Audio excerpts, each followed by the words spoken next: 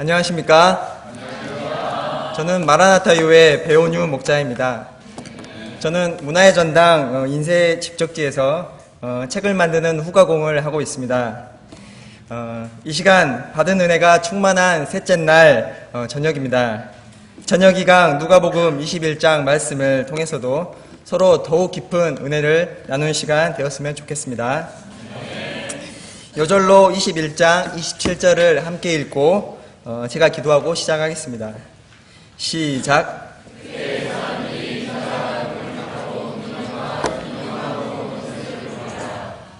하나님 아버지 감사합니다. 전하고자 하는 이 말씀을 성령님께서 한 발 앞서서 인도해 주시기를 간절하게 기도합니다. 감사드리며 예수님의 이름으로 기도하였습니다. 큰 영광으로 오실 예수님, 오늘 말씀의 제목처럼 저녁 2강의 주제는 예수님의 재림입니다. 우리 죄를 사하시려고 십자가에 달려 돌아가신 예수님은 사흘 만에 부활하시어 40일 동안 제자들에게 보이시며 하나님 나라의 일을 말씀하셨습니다. 이후 승천하시고 현재 하나님의 우편에 앉아 계십니다. 그 예수님께서 반드시 다시 오실 것입니다.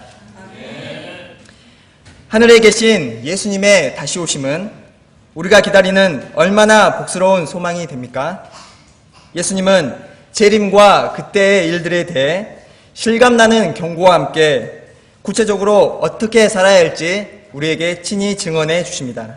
계시록 22장 20절, 이것들을 증언하신 이가 이르시되 내가 진실로 속히 오리라 하시거늘 아멘 주 예수여 오시옵소서. 사도 요한의 응답과 같이 재림을 사모하는 마음으로 기다리는 우리 모두가 되기를 기도하며 말씀을 시작하도록 하겠습니다. 파트 1 재난의 징조 5절에서 19절입니다. 5절을 보십시오. 어떤 사람들 마태와 마가는 제자들이라 칭한 이 사람들이 성전에 대한 화제를 꺼냈습니다. 그 아름다운 돌과 헌물로 꾸민 것을 말하며 유대인들에게 예루살렘 성전은 하나님의 임재를 상징하는 장소일 뿐 아니라 헤로당이 봉헌한 금 포도나무와 애구방이 보낸 거대한 입상 등으로 꾸며진 건물로서 큰 자랑거리였습니다. 특히 성전 입구에는 거대한 대리석 돌 기둥이 성전의 장엄함을 드러내고 지붕과 문들은 황금으로 치장된 화려함을 뽐내었습니다. 여기서 헌물은 성전에 바쳐진 물건을 말하는데 대를 이은 왕들과 지도층의 부자들이 바친 보물들이 성전에 화려하게 장식되어 성전의 아름다움을 더해주었다고 합니다. 하지만 예수님이 원하신 건 이런 화려한 건물의 외관이 아닌 영과 진리로 참되게 예배하는 성도들 한 사람 한 사람의 심령이었습니다. 그러나 당시 유대의 지도자들은 성전을 중심으로 형식주의와 위선에 탑쌓기에 바빴습니다.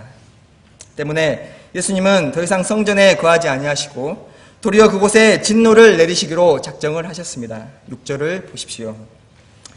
너희 보는 이것들이 날이 이르면 돌 하나도 돌 위에 남지 않고 다 무너뜨려지리라.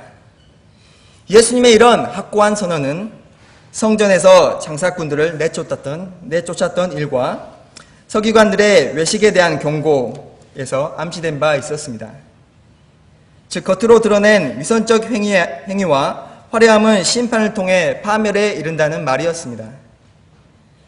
즉 겉으로 드러낸 예수님의 이런 충격적인 발언에 제자들의 반응은 어땠습니까? 7절을 보십시오. 그들이 물어 이르되 선생님이여 그러면 어느 때에 이런 일이 있겠사오며 이런 일이 일어나려 할 때에 무슨 징조가 있사오리까?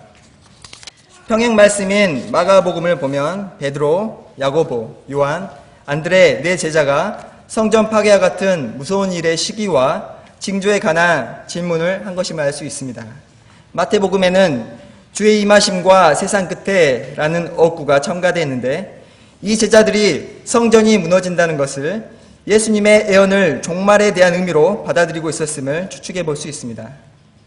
이 예수님은 어떻게 답변을 해주십니까? 8절 이하는 모두 때와 징조에 대해 가르쳐 주시는 내용입니다. 8절을 보십시오.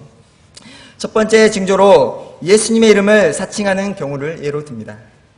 내가 그라는 자칭 메시아가 와서 때가 가까이 왔노라는 종말의 시점을 꺼내들고 많은 사람들을 추종케 할 것이나 그들을 따르지 말라고 예수님은 말씀하십니다. 내가 너희가 기다리던 그 사람이야. 몇 날 몇 시가 되면 세상은 끝날 거야. 라는 언급은 거짓된 길로 인도하는 하나의 상징입니다. 왜냐하면 그날은 아무도 모르고 생각하지 않은 때에 도래할 것이기 때문입니다. 여기서 미혹을 받다는 수동태 명령형에서 나온 건데 길을 잃게 하다, 나쁜 길로 이끌다의 뜻입니다. 따라서 어떤 외부로부터 있을 어떤 유혹에 잘못 이끌림을 당하지 않도록 주의하라는 예수님의 경고이자 당부를 우리는 항상 그리고 늘 머릿속에 새겨서 세상에 정말 많이 나온 이단들, 즉 그 끝이 달라서 결국에는 예수님을 부인하게 한 자들을 분별하고 스스로 삼가 오직 온전한 상을 받아야 하겠습니다. 9절입니다. 난리와 소의 소문, 즉 전쟁과 무질서, 폭동 등의 소문에 대해 두려워하지 말라고 명령을 하십니다. 왜냐하면 전쟁은 분명 어지러운 세상과 종말의 징조이지만 이 일은 먼저 있어야 하는 일일 뿐 끝은 아니기 때문입니다. 궁극적으로 이런 사태들이 진정되고 예수님이 통치하는 평화의 시대가 분명히 도래할 것이기 때문이었습니다. 10절, 11절은 앞의 내용을 구체적으로 재차 언급합니다. 민족이 민족을, 나라가 나라를 대적하여 일어납니다. 그리고 곳곳에 큰 지진과 기근, 전염병, 무서운 일과 하늘로부터 큰 징조들이 있게 됩니다. 이런 현상은 구약 때부터 종말과 관련하여 예고된 징조이지만 예수님은 말세 때 이런 징조들이 더욱 빈번해지고 심각해질 것을 오늘 본문을 통해 예언을 하고 계십니다. 지난 4,000년 이래 전쟁이 없던 시기는 270년 정도라고 합니다. 아프리카에서는 기근으로 연 수백만 명이 넘는 수가 사망을 한다고 합니다. 지진은 17세기 380회, 18세기 640회, 19세기 2119회, 20세기 이후로는 더 많은 지진이 발생하였습니다. 2008년 수촨성 대지진 사망자는 10만 명이 넘는다고 들었습니다. 심해진 엘니뇨 때문에 나날이 세계 기온은 경신되고 올초 유럽에 100여 년 만에 찾아온 최강 한파로 수많은 사람들이 목숨을 잃었습니다. 또 3월경 연평균 강수량이 700mm밖에 안 되는 짐바브웨에서는 이례적인 국지성 호우로 수백 명이 사망하고 수천 명 이재민이 발생하였습니다. 그리고 현재 우리나라에도 경주 지진과 AI, 가뭄, 청주의 폭우 사태 등 얼마나 많은 무서운 일들과 사건들이 일어나고 있습니까? 마태, 마가복음에서는 이 모든 것이 재난의 시작, The beginning of birth pains라고 표현되어 있습니다.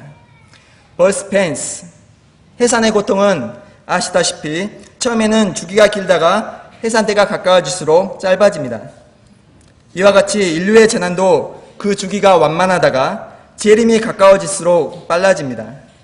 재림이 가까워지고 있다는 뜻입니다. 연속적인 재난이 발발하다가 세상에 다시 없을 대환란이 일어난 후에 예수님이 재림하시고 마침내 새하늘 새 땅이 이곳에 임하게 됩니다. 그러므로 우리는 계속되는 재난에 두려워하고만 있을 것이 아니라 머지않아 예수님이 재림하실 것이라는 희망을 반드시 품어야 하겠습니다.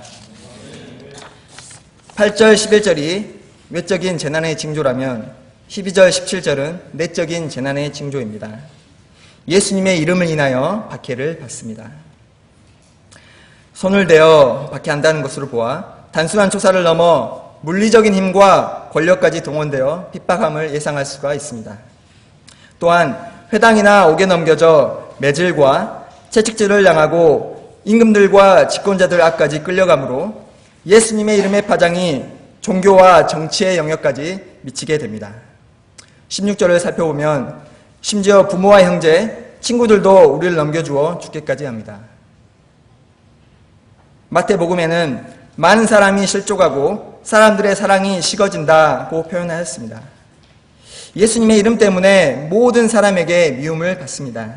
아니, 예수님을 믿는 것이야말로 구원으로 가는 놀랍고 귀한 일이라고 목자님들께 배웠는데 그냥 핍박 안 받고 스무스하게 모든 관계가 지나가면 안 되는 것입니까? 라고 양님들은 질문하실 수가 있습니다. 그렇다면 도대체 왜 이런 핍박이 예수님을 믿는 자들에게 있어야 하는 것입니까? 13절에서 예수님은 이 일이 도리어 너에게 증거가 되리라 고 말씀하십니다. 이런 핍박받는 일이 예수님을 증언할 기회로 바뀐다는 것입니다.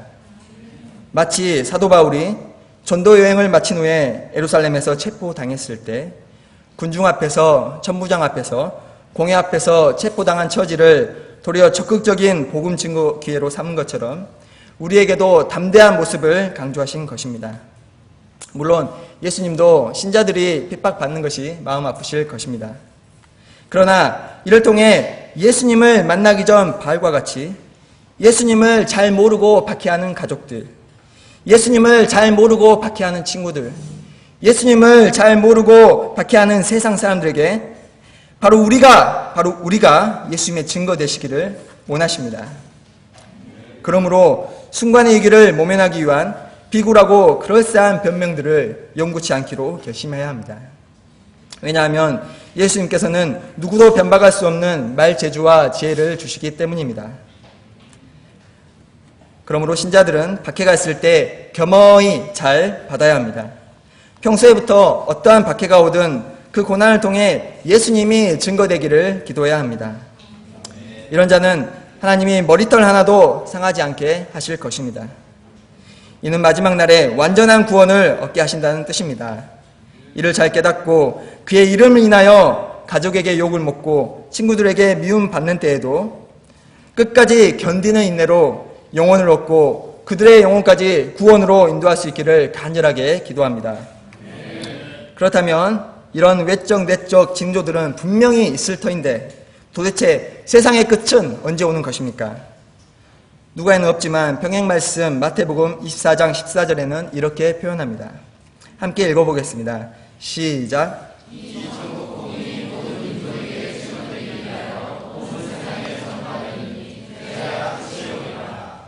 이 말씀은 세상 역사는 복음 전파를 통해 이어가고 있음을 우리에게 일깨워 줍니다.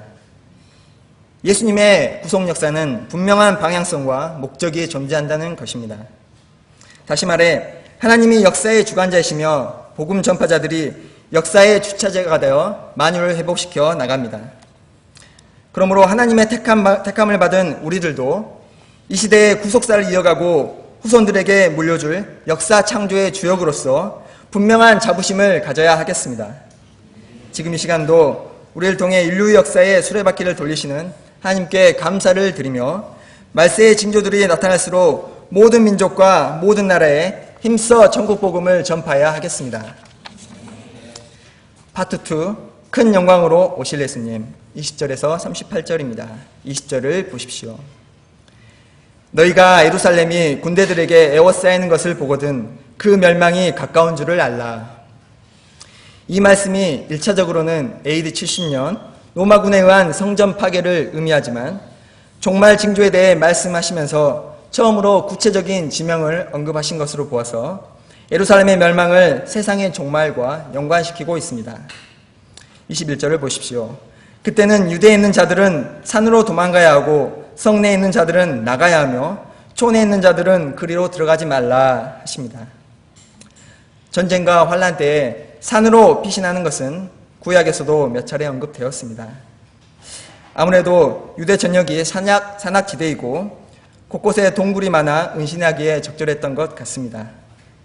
실제로 유대사 기록에도 로마가 예루살렘을 공략하기 시작했을 때 이 21절의 예언을 기억했던 유대인들이 요단강 동쪽 건너편으로 도망쳐서 생명을 보존했다고 합니다. 반면 구원이 성전 위에 임할 것이라고 믿었던 유대인들은 군대 공격을 피해 성으로 모여들었습니다. 그런데 급증한 피난민 때문에 식량 사정이 악화돼 굶는 사람들이 많아졌습니다. 초는 성 바뀜으로 결국에는 밖에 있는 자들 안으로 들어오지 말라는 예수님의 경고의 사인입니다. 예수님이 예루살렘에 입성하시며 보이셨던 그 안타까움의 눈물과 예루살렘을 향한 탄식을 생각할 때 예루살렘 파멸의 다급함을 예고하는 이것이 인간의 죄악으로 표현되는 성을 어서 떠나 어서 회개하라 말씀하시는 예수님의 당부의 음성으로 우리는 듣지 않을 수가 없습니다. 22절을 보십시오. 예루살렘이 멸망하는 그날은 성경에 기록된 모든 것들을 이루는 징벌의 날입니다. 여기서 기록된 모든 것들이란 모든 것이 무엇일까 하여 성경 주석과 호쿠마 주석을 참고해서 찾아봤는데요. 그 중에서 열왕기상 9장 말씀 한 구절만 읽어보겠습니다. 열왕기상 9장 6절에서 7절.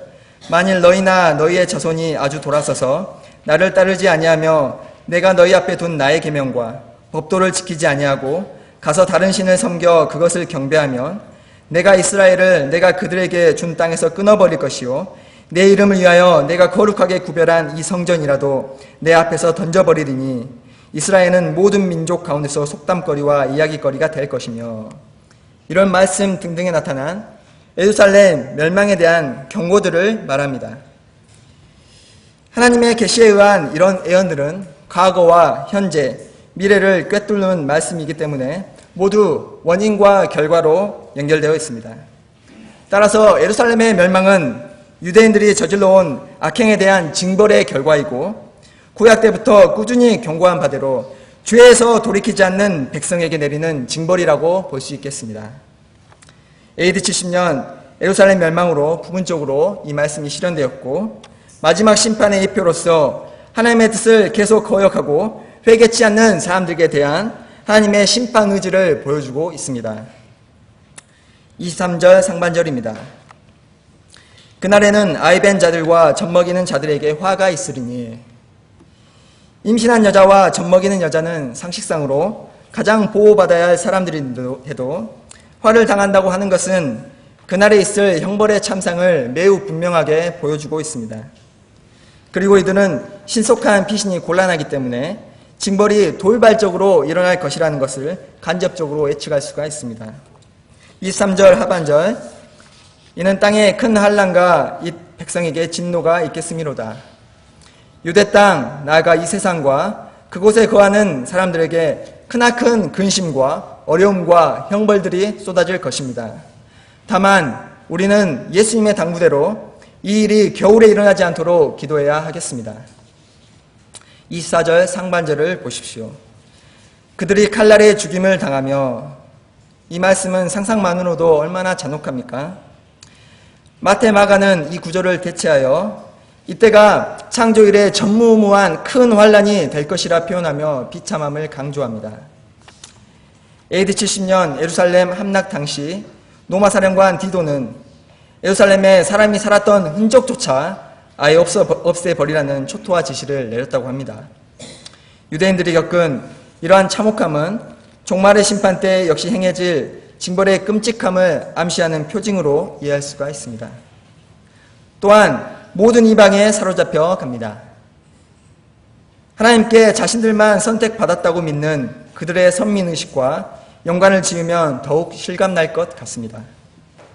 그들이 저주하던 이방인들의 포로가 된다는 건 그들에게 가장 수치스러운 일이 될 것입니다. 이 말씀은 종말의 심판 때에는 이런 특권의식이 징벌 면제의 권리가 되지 못함을 증명하고 있습니다.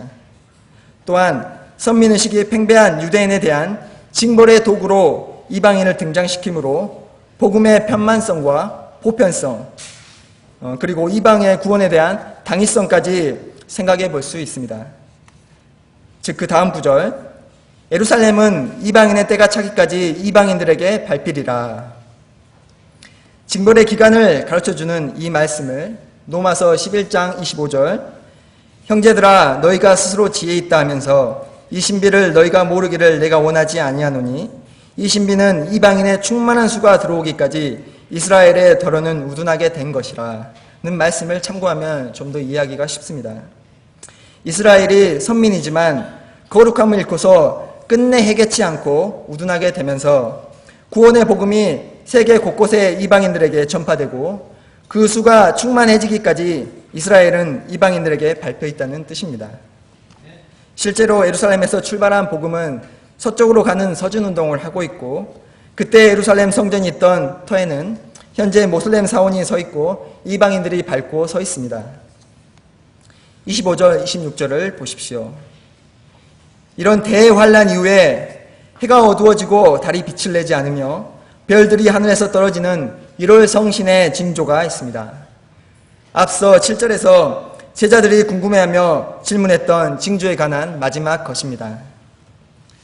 하늘의 질서에 우주적인 대변동이 있으면서 그 영향으로 바다와 파도는 해일 같은 성냄을 드러냅니다. 민족들은 하늘의 권능들이 흔들리는 이런 혼란한 현상에 어쩔 줄 몰라하며 괴로워하고, 사람들은 영화 투모로우 딥 임팩트 같은 장면이 세상에 닥칠 것을 생각하며 공포에 떨다가 기절하고 맙니다. 바로 그때 27절입니다. 다 함께 읽겠습니다. 시작.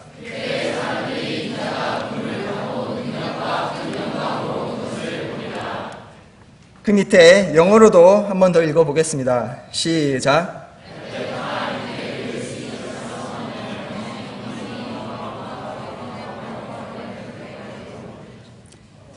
이 말씀은 예수님이 대환란 후에 어떤 방식으로 오시는지를 알려줍니다. 인자는 예수님이 자신을 가리켜 즐겨 사용했던 칭호입니다. 즉, 온 천지가 어두워갈 때 예수님께서 구름을 타고 오십니다. 하나님은 구름을 자기 술에 삼으시거나 타고 다니십니다. 예수님은 하나님이십니다. 따라서 예수님이 재림하실 때 구름을 타고 오시는 것은 너무도 당연한 일입니다. 그리고 with power, 능력으로, 권능으로 예수님은 오십니다. 하늘과 땅의 모든 권세를 가지신 예수님은 처음 하늘과 처음 땅을 사라지게 하시고 이곳에 새 하늘 새 땅을 도래하게 하십니다. 또한 적 그리스도를 비롯해 거짓 그리스도들과 거짓 선지자들을 유황불 붙는 못에 던지시고 하나님을 모르는 자들과 복음에 복종하지 않는 자들에게 형벌을 내리십니다. 더하여 with great glory, 큰 영광으로 오십니다. 스가랴 14장 17절을 보겠습니다. 여호와께서 아시는 한날이 있으리니 낮도 아니요 밤도 아니라 어두워갈 때 빛이 있으리로다. 예수님이 오시는 날은 오직 하나님만이 아시는 한 날입니다. 하늘의 광명한 것들이 떠나가고 낮과 밤의 구별이 없어져 온 세상이 캄캄할 때 그때에 빛이 있을 것입니다. 예수님이 큰 영광으로 오시기 때문에 예수님의 영광에서 발하는 찬란한 빛입니다. 예수님이 성전 되시는 거룩한 성 새 예루살렘은 해나 달의 비침이 쓸데가 없습니다. 하나님의 영광이 빛나고 어린 양 예수님이 등불 되셔서 영원토록 환하게 비추실 것입니다. 예수님에게서 나오는 그런 빛이 얼마나 밝고 따스하고 찬란하겠습니까? 27절을 다시 보십시오. 그렇게 오시는 예수님을 사람들이 보리라고 하였습니다. 계시록 1장 7절 말씀입니다. 함께 읽어 보겠습니다. 시작.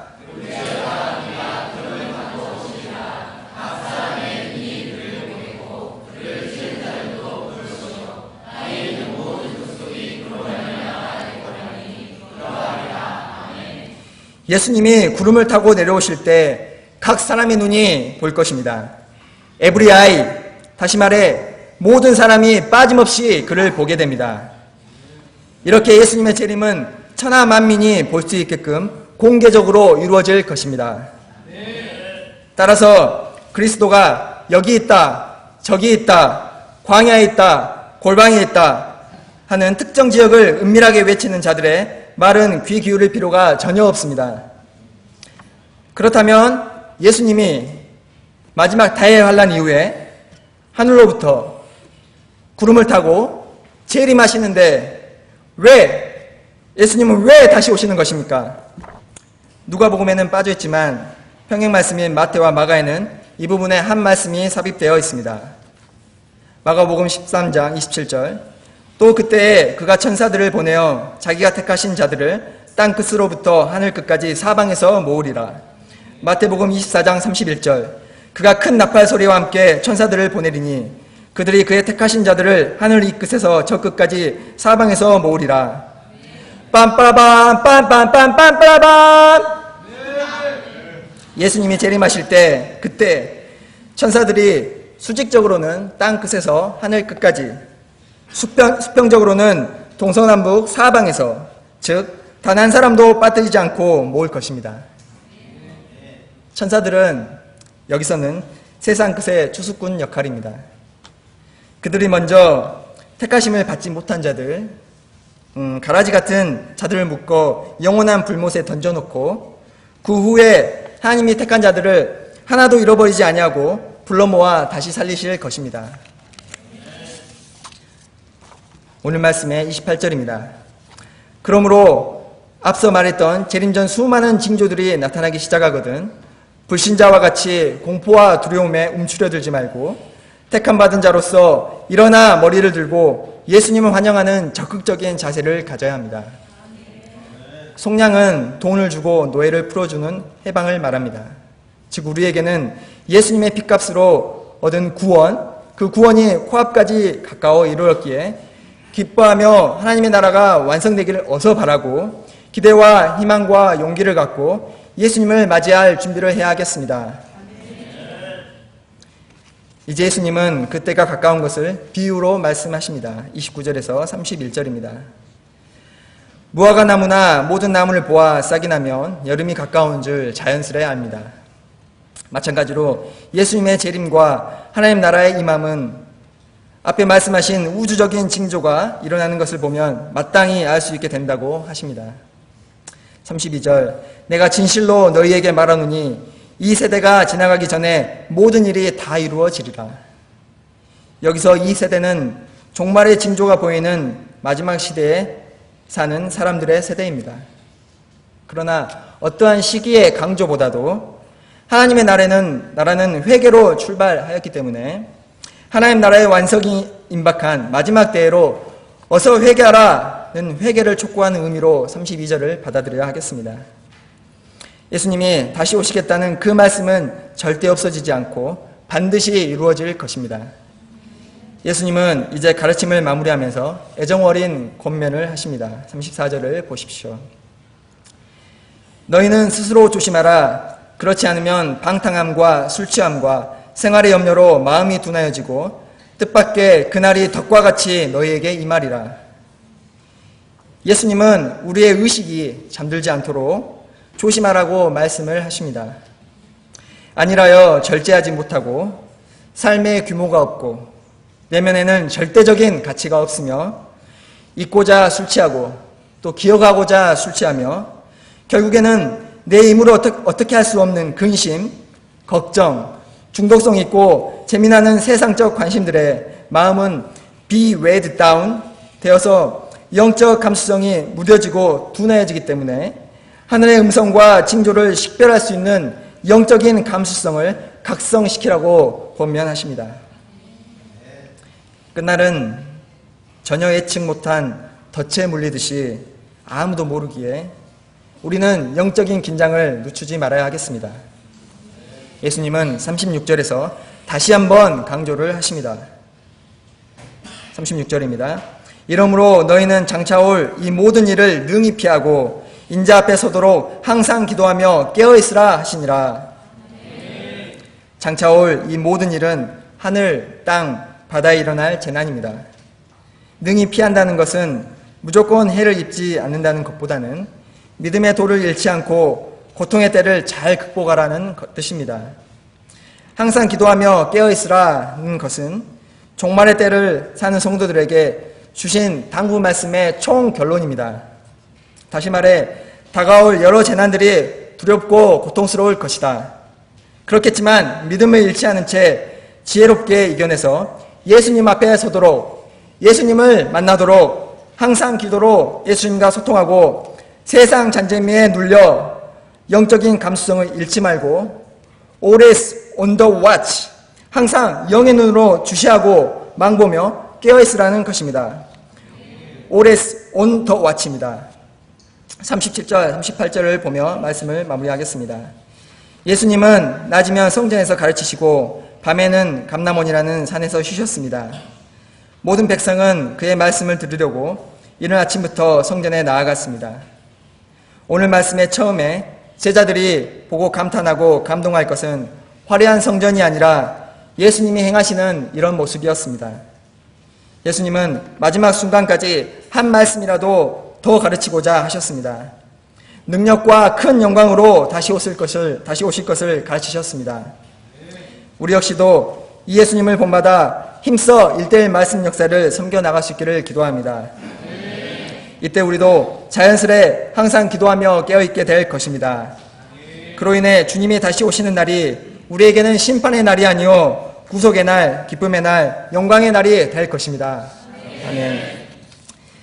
마음이 둔하여지고 21장 말씀을 반복해 묵상할수록 이옥구가 눈에 띄고 둔해진 마음이 제 안에 크게 자리 잡았음을 깨달았습니다.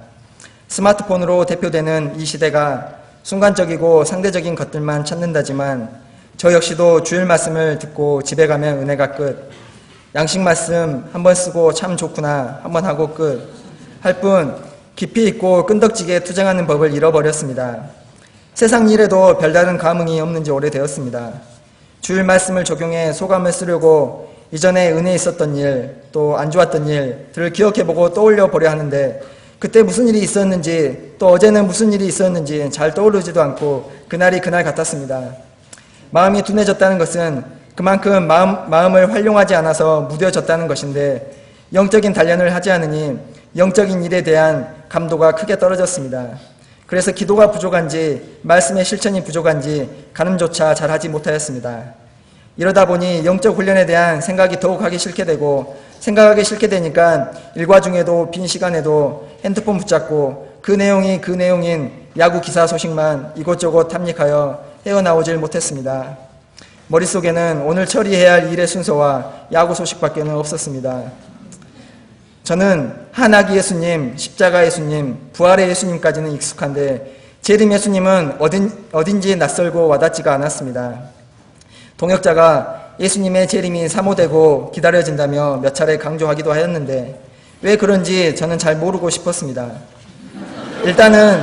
일단은 말씀에 무지하여 재림 때의 이야기를 잘 모르기도 하거니와 유튜브나 신앙서적에서 보았던 대환란과 적그리스도 이야기들이 영접이 잘 안 되었습니다. 다행히도 지난 한 달간 21장 말씀을 반복해서 읽고 또 그와 관련된 말씀을 찾아 읽으면서 재림과 많이 가까워졌습니다. 재림의 때가 가까웠으니 항상 회개와 기도를 통해 깨어있는 일이 우리가 행해야 할 자세이다가 총 결론이었습니다. 하지만 여러 번 읽고 결론을 내봐도 깨어있으라는 예수님의 명령이 마음속에 강인하고 인상적으로 다가오지 않을 만큼 제가 너무 깊은 잠을 자고 있음을 발견하였습니다. 깨어있으라 2017년 극동방송 사역표입니다. 라는 말을 출퇴근하면서 듣고 그 앵커 말투를 따라 흉내내면서도 깨어나야겠다는 판단까지는 몸부림치지 못하였습니다. 정말로 무언가 be weighed down 된 저의 모습에 괴로웠습니다. 그때 아들 찬영이가 신명기 6장 5절 네 마음을 다하고 목숨을 다하고 뜻을 다하고 힘을 다하여 주 너의 하나님을 사랑하라 말씀을 어린이집에서 암송 연습하고 있다고 들었습니다.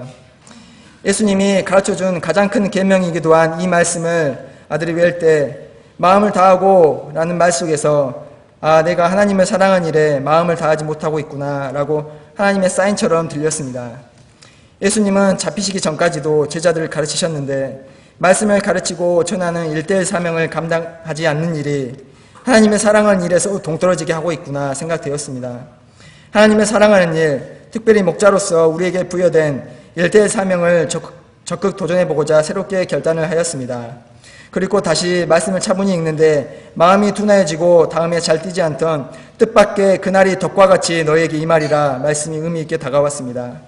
본문이 재림은 뜻밖의 덫에 물린 듯 임한다 곧 충격할 때 초림의 한아기 모습으로 십자가에 달린 모습으로 부활하신 모습으로만 제 생각 속에 익숙하게 자리 잡았던 예수님이 심판주로 강하게 새겨졌습니다. 그리고 영문에 Be always on the watch and pray 재림 예수님께 눈을 시선을 기도를 항상 붙인 채 온 상태로 유지하라는 말씀에 제 나태해진 모습을 두고 무릎 꿇고 눈물로 회개하지 않을 수 없었습니다. 예수님은 재림 말씀으로 회개를 통한 깨어있음을 원하셨습니다. 예수님은 반드시 다시 오실 것입니다. 하지만 잠시만 기도하지 않고 눈을 딴 데로 돌리면 덫에 물린 듯 뜻밖의 오시는 그 재림의 예수님을 놓칠 것입니다. 부디 제가 예수님 앞에 진실한 회개와 기도로 항상 깨어있고 무엇보다 일대일 사명을 적극적으로 도전하고 감당하고 예수님 만난 날 잘하였도다 칭찬받는 자 되기를 간절히 기도합니다. 오늘 말씀의 결론입니다. 성경은 아멘 주 예수여 오시옵소서 라고 끝맺고 있습니다. 세상에는 종말의 징조가 여기저기서 나타나고 있습니다. 예수님께서 재림하시는 그날은 우리 믿는 자들에게는 모든 수고가 끝나는 최후 승리가 주어지는 영광의 날입니다.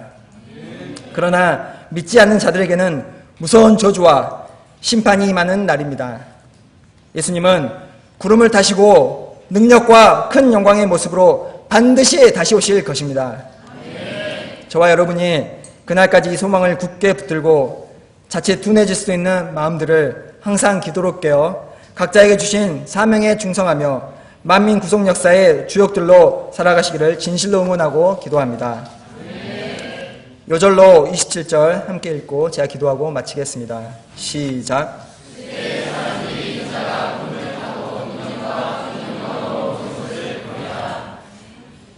하나님 아버지 감사합니다.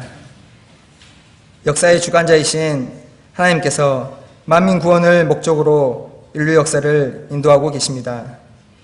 이는 예수님의 재림으로 완성될 것입니다.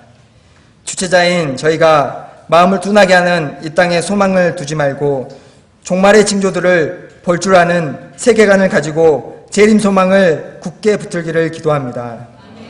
예수님께서 능력과 큰 영광으로 재림하실 그날까지 항상 기도하며 깨어있어 각자에게 주신 생명 구원 역사의 사명들을 잘 감당해야 하겠습니다. 감사합니다. 예수님의 이름으로 기도하였습니다. 아멘.